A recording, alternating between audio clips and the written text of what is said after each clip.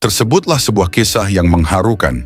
Ada seorang pemuda beriman yang ikut serta dalam memperjuangkan Islam bersama Rasulullah, sehingga banyak pula nyawa para sahabat maupun para muslim dipertaruhkan untuk menegakkan kalimat tauhid. Dalam hal ini sering terjadi pertempuran antara kaum muslimin dan kaum musyrikin. Peperangan demi peperangan ini bukan sekadar perebutan wilayah, melainkan perjuangan menegakkan agama Islam, menebarkan cahaya kebenaran di tengah gelapnya kekufuran.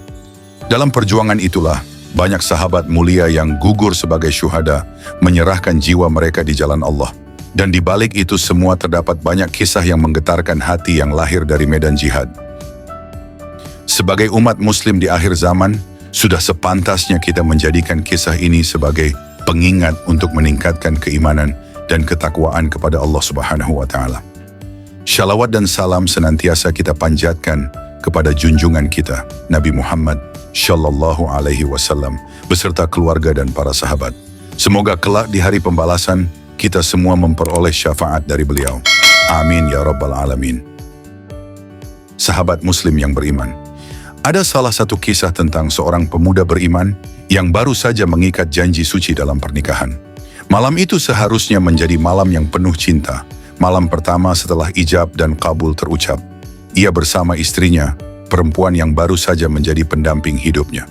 Namun tak lama kebersamaan itu berlangsung, tiba-tiba terdengar seruan jihad. Rasulullah memanggil kaum muslimin untuk berangkat ke medan perang. Tanpa ragu, pemuda itu bangkit. Ia tidak menoleh ke belakang, tidak mengeluh, tidak meminta waktu. Ia hanya berkata lirih, "Aku telah mendengar panggilan dari Rabbku." Dengan semangat yang membara, ia kenakan baju perangnya. Ia tinggalkan pelukan hangat istrinya, ia tinggalkan rumah yang baru saja ia bangun, dan ia langkahkan kaki menuju medan jihad. Malam itu juga, takdir Allah pun tiba. Di tengah medan pertempuran, ia bertarung dengan gagah berani, hingga akhirnya gugur sebagai syuhada. Malam pertamanya, ia persembahkan bukan di dunia, tetapi di surga. Ketika berita gugurnya sampai ke istrinya, air matanya jatuh dalam hening. Namun bibirnya tetap mengucap syukur. Ia tidak meratap, ia ikhlas. Dan ia tahu jika suaminya telah mendapatkan tempat terbaik di sisi Allah.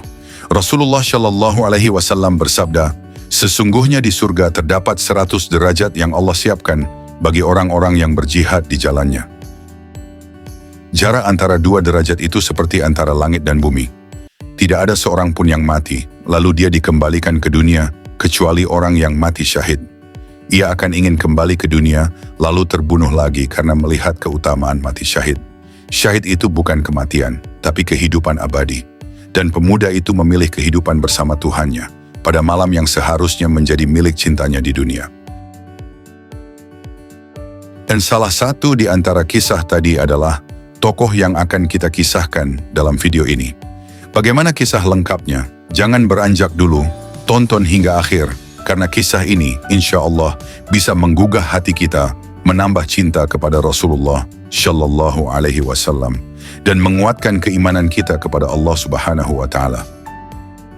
Namanya adalah Hanzalah bin Abu Amir. Ia adalah seorang pejuang muda yang pemberani. Yang menarik, ayahnya sendiri, yaitu Abu Amir bin Syaifi, adalah musuh Islam yang sangat membenci dakwah Rasulullah. Namun Hanzalah sangat berbeda. Ia lebih memilih jalan iman, jalan jihad, dan karena keimanan serta pengorbanannya, Allah memuliakannya dengan cara yang luar biasa. Jenazahnya dimandikan oleh para malaikat setelah gugur dalam perang Uhud. Ada satu ungkapan yang sering kita dengar, buah jatuh tak jauh dari pohonnya. Ungkapan ini terasa masuk akal, karena pada dasarnya, seorang anak memang belajar pertama kali dari orang tuanya. Dari cara bicara, bersikap, hingga cara pandangan hidup. Namun kenyataannya tak selalu begitu. Lingkungan, pengalaman hidup, dan hidayah Allah bisa mengubah arah seorang anak hingga ia tumbuh menjadi pribadi yang jauh berbeda dari orang tuanya. Kadang perbedaan itu membawa pada kebaikan, kadang bisa pula sebaliknya. Dan kisah Hanzalah bin Abu Amir menjadi bukti bahwa ungkapan tadi tak bisa dijadikan patokan mutlak. Meski sang ayah dikenal sebagai musuh dakwah Rasulullah Shallallahu Alaihi Wasallam, justru dari rahim keluarganya lahir seorang pejuang Islam yang mulia, seorang syahid yang jasadnya dimandikan oleh malaikat. Kisah sahabat Nabi yang satu ini seolah menjadi antitesis dari ungkapan buah jatuh tak jauh dari pohonnya. Karena tidak selamanya keburukan seorang ayah akan ditiru oleh anaknya. Kadang dari hati yang berbeda, tumbuh jiwa yang suci dan penuh cahaya hidayah. Dialah Hanzalah bin Abu Amir, seorang sahabat mulia dari kalangan Ansyar. Ia adalah putra seorang pemimpin suku Aus yang terpandang dan kaya raya di Yastrib, kota yang kelak dikenal sebagai Madinah, menjelang kedatangan Rasulullah Shallallahu Alaihi Wasallam. Namun meski berasal dari keluarga terhormat, Hanzalah justru tumbuh bertolak belakang dari ayahnya, Abu Amir bin Syaifi, seorang pembenci Islam. Dahulu ia dikenal sebagai Abu Amir sang pendeta, karena kesalehannya dalam agama nenek moyang. Namun ketika cahaya Islam mulai menyinari Yastrib dan banyak kaum Aus serta Khazraj memeluk Islam, gelar kehormatan itu berubah menjadi Abu Amir si Fasik karena kerasnya penolakan dan permusuhannya terhadap dakwah Rasulullah. Dengan penuh kesombongan, Abu Amir pernah berkata, "Jika aku menyeru kaummu yang telah memeluk Islam, niscaya mereka akan mengikutiku. Mereka pasti akan kembali bergabung bersama kaum Quraisy." Namun kesombongan itu langsung terhempas oleh kenyataan. Belum sempat ia melanjutkan ucapannya, baru saja ia menyebut namanya di tengah kerumunan. "Wahai Bani Aus, aku Abu Amir." Sontak kaum Aus yang telah beriman menyela dengan suara lantang, "Wahai lelaki fasik, semoga Allah tidak memberkahimu." Seruan itu tak hanya datang dari mulut, tapi juga diiringi hujanan serangan. Orang-orang yang dahulu menjadi pengikutnya, kini berubah menjadi pembela kebenaran yang mengusirnya dari Madinah. Dan yang paling menyayat hati, di antara para penyerangnya ada darah dagingnya sendiri, anak kandungnya Hanzalah bin Abu Amir. Seorang anak yang memilih cahaya kebenaran meski harus berhadapan dengan ayahnya sendiri yang berbeda keyakinan.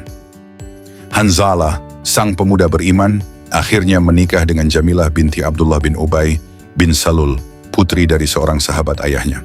Namun mertuanya itu bukanlah orang biasa. Abdullah bin Ubay dikenal sebagai tokoh munafik paling licik di Madinah. Mulutnya mengucap syahadat, tapi hatinya penuh tipu daya. Dalam perang Uhud, ia berpura-pura berdiri di antara barisan pasukan Nabi. Tapi ketika pasukan Muslim hendak bergerak menuju medan tempur, dia menarik diri bersama para pengikutnya, meninggalkan pasukan di tengah perjalanan, kembali ke Madinah dengan niat berkhianat. Di pagi hari yang sunyi, seruan jihad menggema. Hanzalah, yang baru saja menjadi pengantin, tak ragu. Dengan semangat membara, ia meraih pedangnya, menyambar baju perangnya, lalu segera bergabung dengan barisan kaum muslimin. Ia tinggalkan segala kenyamanan dan cinta dunia, demi menjawab panggilan Allah dan Rasul-Nya. Dalam pertempuran yang mengguncang langit Uhud itu, Hanzalah tampil gagah berani. Saat banyak pasukan muslim tercerai-berai dan sebagian lari karena panik, Hanzalah justru menerobos ke tengah barisan musuh. Ia berhasil menyelinap mendekati Abu Sufyan, panglima kaum Quraisy. Dalam duel sengit 1 lawan 1, Abu Sufyan terjatuh dari kudanya. Wajahnya memucat, tubuhnya gemetar ketakutan. Pedang Hanzalah yang tajam berkilau terangkat tinggi, siap menebas dan mengakhiri nyawa musuh besar Islam itu. Tapi detik-detik sebelum pedang itu menghujam, Abu Sufyan berteriak histeris, "Hai orang-orang Quraisy, tolong aku!" Mendengar itu, pasukan Quraisy yang berada di sekitar langsung mengepung Hanzalah. Dari kiri, dari kanan, dan dari belakang, pedang-pedang pun mengayun serentak tanpa ampun. Tubuh Hanzalah tersungkur, darahnya membasahi bumi Uhud. Dalam kondisi luka parah, tubuh Hanzalah bersimbah darah. Tapi ujian belum usai. Dari berbagai penjuru, tombak-tombak musuh terus menghujani dirinya. Namun ia tetap berdiri sebisanya, sampai akhirnya tubuh itu pun roboh. Anak muda pemberani ini gugur sebagai syuhada di medan Uhud, membawa kehormatan dan iman yang tak ternoda. Sementara itu Abu Sufyan, yang hampir saja ditebas pedang Hanzalah, berhasil selamat. Ia hidup, tapi selamat sebagai pengecut yang lolos dari ajal karena teriakan minta tolong. Usai peperangan, suasana di medan laga begitu mencekam. Abu Amir, ayah Hanzalah, dan Abu Sufyan mengelilingi area pertempuran mencari tubuh-tubuh sahabat Rasulullah yang telah gugur. Biasanya jika mereka menemukan musuh yang mereka kenal, dendam pun dilampiaskan. Mayat-mayat sahabat yang telah syahid seringkali mereka cincang dengan kebencian membara. Mereka pun mulai menelusuri satu persatu jasad para syuhada yang gugur. Di antara tubuh-tubuh mulia yang tergeletak di tanah Uhud, mereka menemukan Kharijah bin Abu Suhair dari suku Khazraj, sang pemimpin Bani Khazraj, lalu Abbas bin Ubadah bin Fadlah, dan juga Zakwan bin Abu Qais, bangsawan Yastrib, hingga akhirnya mereka menemukan jasad Hanzalah. Abu Amir berdiri terpaku di depan tubuh anaknya sendiri. Ia menatap penuh getir, lalu berucap lirih dengan nada sedih, "Anakku, mengapa kau tak mau mendengar nasihatku agar tidak ikut berperang? Jika kau menaati perintahku, kau akan tetap hidup, terhormat bersama kaum Aus." Namun penyesalan itu tak menghapuskan kemunafikannya. Kepada orang-orang Quraisy, ia memohon agar jasad anaknya tak dicincang. Tapi ia sendiri, dengan tangannya yang penuh kebencian, mencincang jasad kaum muslimin lainnya tanpa belas kasihan.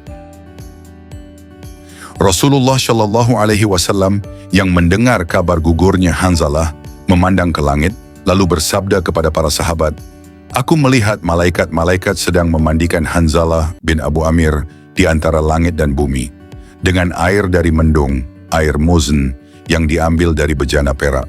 Ucapan itu membuat para sahabat terdiam, takjub akan kemuliaan yang diterima oleh Hanzalah.